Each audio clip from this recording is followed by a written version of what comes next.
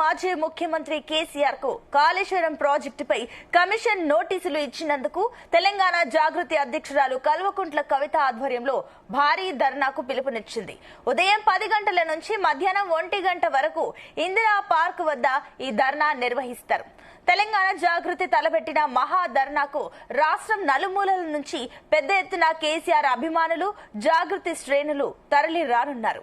కేంద్ర సంస్థలు కేసీఆర్ పై టార్గెట్ చేసినట్లు ఆరోపిస్తూ ఇది రాజకీయ కుట్రగా అభివర్ణిస్తూ జాగృతి నిరసన కార్యక్రమాన్ని చేపట్టనుంది. రైట్, ఇదే అంశానికి సంబంధించి మరిన్ని డీటెయిల్స్ మా బ్యూరో చీఫ్ నరేందర్ అందిస్తారు. నరేందర్. రైట్ సునీత, కాళేశ్వరం కమిషన్ సంబంధించినటువంటి జస్టిస్ ఘోష్ కమిషన్ ఇచ్చినటువంటి నోటీసులకు పెద్ద ఎత్తున తీవ్ర వ్యతిరేకత బీఆర్ఎస్ పార్టీలో వచ్చింది. అయితే కేసీఆర్ కి సంబంధించినటువంటి నోటీసు, అదేవిధంగా హరీష్ రావు, ఈటెల రాజేందర్ ముగ్గురికి కూడా వరుసగా డేట్లు ఇచ్చిన నేపథ్యంలో కాళేశ్వరం కమిషన్ సంబంధించి కేసీఆర్ 11వ తేదీ నాడు మరి వెళ్తారా లేదా అనేది మనం చూడాల్సిన అవసరం ఉంది. అయితే ఇప్పటికే బీఆర్ఎస్ పార్టీ సరైన విధంగా నోటీస్ మీద రిప్లై ఇవ్వట్లేదు, బీఆర్ఎస్ శ్రేణులు ఎవరు కదలట్లేదు అన్నటువంటి దాని మీద పెద్ద ఎత్తున నిరసన కార్యక్రమాలు చేస్తున్నటువంటి నేపథ్యంలో దీనికి కౌంటర్ గా కవిత కూడా ఈ మధ్య కాలంలో పార్టీ పెట్టబోతున్నారు, లేదంటే సపరేట్ గా జాగృతి సంస్థను నడపబోతుంది అన్నటువంటి చర్చ తీవ్రంగా ఉంది. అయితే ఇప్పటికే ఆమె పార్టీ తరహాలోనే ఆమె కార్యాలయాన్ని కూడా ఈ మధ్య కాలంలో ఓపెన్ చేయడం జరిగింది. అక్కడి నుంచి ఆమె యాక్టివిటీని తీవ్ర స్థాయిలో ముందుకు తీసుకెళ్తున్నటువంటి పరిస్థితి మన సాయంత్రం కూడా చూసాం. కొంతమందిని కాంగ్రెస్ సంబంధించినటువంటి మహిళా కార్యకర్తలు కావచ్చు, కొంతమంది కార్యకర్తల్ని ఆమె జాగృతి సంస్థలో జెండా కండువ కప్పి ఆహ్వానించినటువంటి సందర్భం కూడా చూసాం. అయితే అదే సమయంలో ఈ రోజు ఇందిరా పార్క్ వద్ద మొత్తం తలపెట్టినటువంటి ఈ కార్యక్రమం ఏదైతే ఉందో ధర్నా చౌక్ కార్యక్రమం, ఇది పెద్ద ఎత్తున జాగృతి సంస్థ కాదు, బీసీ సంబంధించిన మేధావులు కావచ్చు, లేదంటే ఇంటలెక్చువల్స్ కావచ్చు, బయట వాళ్ళు కావచ్చు, పెద్ద ఎత్తున ఇక్కడికి తరలి రావాలి. కేసీఆర్ లాంటి ఒక గొప్ప వ్యక్తి కాళేశ్వరం కమిషన్ ని కాళేశ్వరం కమిషన్ సంబంధించిన నోటీస్ ఇస్తే మనం ఎందుకు కూకోవాలి అనే దాని మీద ఆమె తీవ్రంగా ఫైర్ అవుతున్నటువంటి పరిస్థితి ఉంది. అందుకనే బీఆర్ఎస్ పార్టీ ఒకవేళ ఎలాంటి కార్యక్రమం తీసుకున్నా నాకేం అభ్యంతరం లేదు, నేను మాత్రం జాగృతి సంస్థ నుంచి తన తండ్రి కావచ్చు, లేదంటే ఉద్యమకారుడు కావచ్చు, తెలంగాణ జాతీయత అంటూ ఆమె చాలా సార్లు చెప్తున్న నేపథ్యంలో ఇంత పెద్ద నోటీస్ ఇచ్చినప్పుడు ఎందుకు రియాక్ట్ కావట్లేదు, అందుకని నేను రియాక్ట్ అవుతున్నాను, నిరసన కార్యక్రమం చేయబోతున్నానని కూడా ఆమె ఇప్పటికీ 2-3 సార్లు చెప్పడం జరిగింది. అందుకనే మరి కాసేపట్లో 10 గంటలకు జాగృతి ఆధ్వర్యంలో జరిగేటువంటి ఈ కార్యక్రమంలో పెద్ద ఎత్తున ఆమెతో పాటు చాలా మంది కూడా ఇన్వైట్ చేసే అవకాశం అయితే కనిపిస్తుంది. కనుక తెలంగాణ యోధుడు, అపర భగీరథుడు అంటూ ఆమె ఇప్పటికే కేసీఆర్ ఉద్దేశించి మాట్లాడుతున్నారు. గోదావరి నీళ్లను ఒత్తిపట్టి నెలలు బారిన తెలంగాణ నేలను పరిశ్రమలు చేసినటువంటి కేసీఆర్ గారికి నోటీసు ఇవ్వడం ఎంతవరకు కరెక్ట్? ప్రభుత్వం కావాలనే ఈ ప్రభుత్వం, కాంగ్రెస్ ప్రభుత్వం కుట్రపూరితంగా కేసీఆర్ కు నోటీస్ ఇచ్చింది.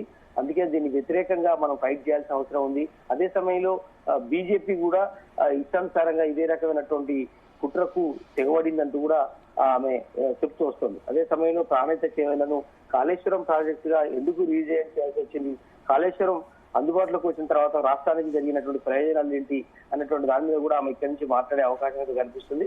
కాళేశ్వరం ప్రాజెక్టు కాంగ్రెస్ ప్రభుత్వం ఆడ ఈ పడావుడు పెట్టడంతో ఏటా యాసంగి సీజన్ లో రైతాంగానికి ఏ రకంగా నష్టం జరుగుతుందన్న విషయాన్ని కూడా ఆమె ఈ వేదిక నుంచి మాట్లాడే అవకాశం అయితే కనిపిస్తుంది.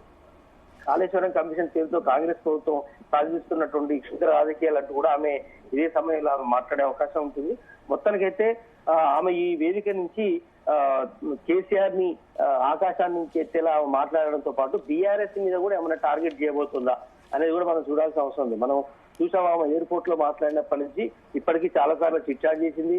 ఆమె జిల్లా పర్యటనకి వెళ్ళింది, మంచిర్యాలలో కూడా ఆమె మాట్లాడినటువంటి సందర్భాన్ని కూడా మనం చూసాం.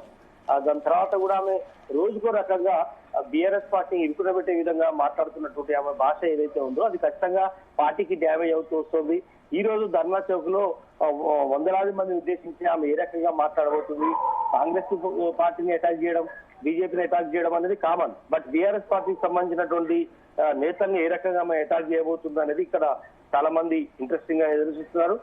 బట్ చూడాలి ఆమె మాట్లాడేటువంటి భాష మరి కాంగ్రెస్ పార్టీని కాకుండా సొంత బీఆర్ఎస్ పార్టీని ఏ రకంగా ఆమె ఇబ్బంది పెట్టేలాగా మాట్లాడుతుంది. ఎందుకంటే మనం చూసాం నోటీసులు ఇవ్వడం అంటే అది ఖచ్చితంగా ఒక మాజీ ముఖ్యమంత్రి తెలంగాణ ఇచ్చినటువంటి వ్యక్తిగా ఆయన మీద నోటీస్ ఇస్తే ఎవరు ఎందుకు సైలెంట్ ఉన్నారు, కనీసం ధర్నాలు చేయరా, అడావుడు చేయరా అనేది ఆమె మొదటి నుంచి ఆరోపణ చేస్తున్నటువంటి మాట. ఎందుకంటే మాజీ మంత్రులుగా పనిచేశారు, చాలా మంది ఉన్నారు, పార్టీలో సీనియర్ లీడర్ గా ఉన్నారు. వాళ్ళందరూ చేతులకు సంఖ్యలు వేసుకొని మౌనంగా ఎందుకున్నారు అన్నటువంటి విషయంలో ఆమె మాట్లాడుతూ వస్తుంది. మరి చూడాలి ఆమె ఈ రోజు మాట్లాడేటువంటి భాష ఎట్లాంటి మెసేజ్ ఇవ్వబోతుంది అనేది మనం చూడాల్సిన అవసరం ఉంది. అయితే నరేందర్, మరోపక్క చూస్తే కూడా కవిత ఆధ్వర్యంలో జరుగుతున్న ఈ ధర్నాకి సంబంధించి అటు బీఆర్ఎస్ నేతలు ఎవరైనా వచ్చే ఛాన్సెస్ ఉన్నాయా? అండ్ ఇంకొక పక్క మీరు చెప్తున్నట్లుగా అటు ఏదైతే లెటర్ విషయంలో కానివ్వండి, నోటీసుల విషయంలో కానివ్వండి, బీఆర్ఎస్ అంతగా స్పందించట్లేదన్న కమెంట్ల పైన కూడా బీఆర్ఎస్ స్పందించే అవకాశాలు ఉన్నాయి. వాస్తవానికి మనం చూసాం నిన్న 2వ తేదీ నాడు మాజీ మంత్రి, మాజీ ఇరిగేషన్ శాఖ మంత్రి హరీష్ రావు కూడా power point presentation Telangana Bhavan వేదిక నుంచి ఆమె చేయాలనుకున్నాడు. మొత్తం కాళేశ్వరం కమిషన్ లో జరిగినటువంటి నోటీసు దాని మీద రిప్లై ఇస్తూనే ఈ కాళేశ్వరం ఏ రకంగా కట్టాల్సి వచ్చింది, ఎందుకోసం కట్టాల్సి వచ్చింది, సుందిల్లా, మేడిగడ్డ ఈ మొత్తం దాని ద్వారా లక్షలాది ఎకరాలకు ఏ రకంగా నీళ్లు అందుతుంది, అదే సమయంలో డ్యామేజ్ అయినటువంటి మేడిగడ్డ దగ్గర ఉన్నటువంటి 2 పిల్లర్ల జరిగిన సంఘటన ఏ రకంగా ఉంది, దాన్ని ఎట్లా రిపేర్ చేస్తే వెంటనే సెట్ అయిపోయేది అన్నటువంటి దాని మీద ఆయన పవర్ పాయింట్ ప్రజెంటేషన్ ఇద్దామనేటువంటి ఆలోచనతో మొన్న పెట్టుకున్నారు. కానీ తెలంగాణ ఆవిర్భావ దినోత్సవం అడావుడిలో మళ్ళీ దీన్ని ఇబ్బంది ఎందుకు, తర్వాత నెక్స్ట్ డే మళ్ళీ ఒకసారి పోస్ట్ పోన్ చేసుకుందాం అనుకుని వాళ్ళు క్యాన్సిల్ చేసుకోవడం జరిగింది.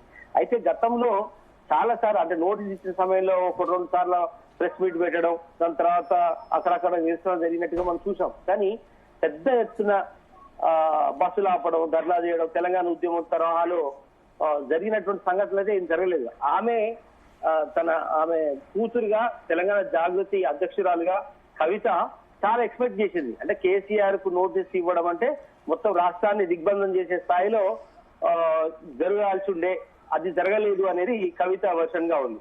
బట్ చేయాల్సింది మేము చేశాం, మీ వంతుగా మీరు చేయొచ్చు కదా అన్నట్టు బీఆర్ఎస్ పార్టీకి సంబంధించినటువంటి వర్షన్ గా ఉంది. బట్ మీరు ఇంకో క్వశ్చన్ కూడా అడిగారు. ఈ రోజు జాగృతి ఆధ్వర్యంలో నిర్వహించేటువంటి ఈ కార్యక్రమంలో బీఆర్ఎస్ పార్టీకి సంబంధించి ఎవరైనా రాబోతున్నారా అని ఇది కొంచెం సందేహంగా ఉంది. మరోపక్క చూస్తే కూడా ఈ ధర్నా చౌక్ లో ఏదైతే మహాధర్నా చేయబోతున్నారో ఈ ధర్నాకు సంబంధించి ఏర్పాట్లు ఏ రకంగా ఉన్నాయి అంటే ఇప్పుడు ఇక్కడ కేవలం ఎమ్మెల్సీ కవిత తన తండ్రి కేసీఆర్ కి మద్దతుగా నిరసన చేస్తుందా, లేదంటే బీఆర్ఎస్ పార్టీ అధ్యక్షుడు కేసీఆర్ కి మద్దతుగా ఈ నిరసన చేస్తున్నారు? అక్కడ ఏమన్నా బీఆర్ఎస్ జెండాలు కానివ్వండి, అట్లాంటి గులాబీ రంగు కానివ్వండి, ఆ ధర్నా దగ్గర ఇలాంటివి ఏమైనా కనిపించే అవకాశాలు ఉన్నాయా? ఎట్టి పరిస్థితుల్లో కూడా బీఆర్ఎస్ జెండాలు అక్కడ కనిపించే అవకాశమే లేదు.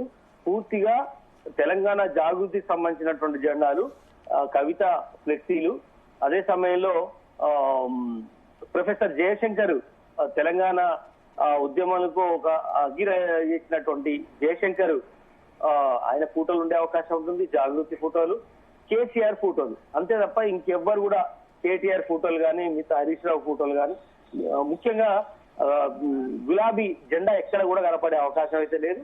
పూర్తి స్థాయిలో ఆమె ఫ్లెక్సీలు మాత్రమే అక్కడ ఇందిరా పార్క్ దగ్గర కనిపించే అవకాశం ఉంటుంది.